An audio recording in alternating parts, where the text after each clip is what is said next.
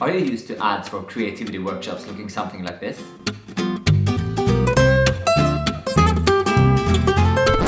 And do you have a hard time believing that creativity tips such as standing on your head while creating or taking a different route to work will actually do anything for your artistic skills? Maybe instead you're an artist who value authenticity and feel like forcing creativity to come out doesn't really work. Well, you've come to the right place. In this video, I'm going to show you how creativity is an instinct and why the only thing you need to do to be creative is to get out of your own way.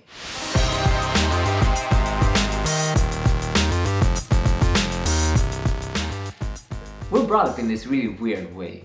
As kids, we naturally just sing, act, paint, and invent stuff. And then our parents or our teachers see this and inform us that we need to learn to play an instrument or develop our artistic skills and put our 10,000 hours of work in before we finally can be really good at what we're doing. But my experience is that growing up, most of us rather need to unlearn a lot of habits in order to be creative. So, this is what happens in nature. People get food, people get house, people get company. And then people find cave, people find paint, and people start painting, carving out patterns on their knives or onto their clothes, only guided by their imagination. Given this, I think finding creative freedom isn't so much about learning new inspirational techniques, but rather about removing the obstacles for the creativity that you were born with, a creativity that is just longing to come out. So these learned obstacles firstly include stories or ideas around art itself, such as my output needs to be really good in order to be meaningful, or it's embarrassing to show something not completely finished to a friend or a colleague.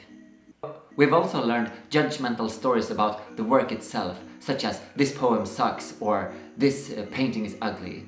And we've learned stories about other people's reactions, ideas such as no one will bother to read this book or see this film anyway. So lastly, we've also learned a lot of stories about the circumstances in which we create. Ideas such as I don't have the time, I don't have the money, or any other belief system that is limiting to our creativity. And even though ultimately most of this has been learned somewhere, most of us in our everyday lives don't really experience this as thoughts in our head, but rather as a sense of lack of inspiration, tiredness, lack of energy, or any other thing that makes us not willing to act on our creative impulse.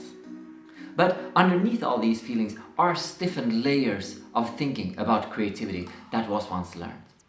And the good news is that with the help of psychology, all of this can be both accessed and rewritten in order to free your creativity. So the main purpose of this channel is to give you a toolbox to help you to remove everything that shuts your creativity down or make you uninspired, so that you can both get your work done, thrive, and feel good at the same time. So psychology is an insanely effective tool to get yourself back to the way you were actually born. Spontaneously creating, not thinking about the consequences, and just allowing yourself to be absorbed in this act of creating something from nothing. So in the upcoming videos, we'll take a look at all of these techniques in detail, getting back into flow and letting whatever we have in us be transformed into action. So stay curious, be brave, and see you in the next video.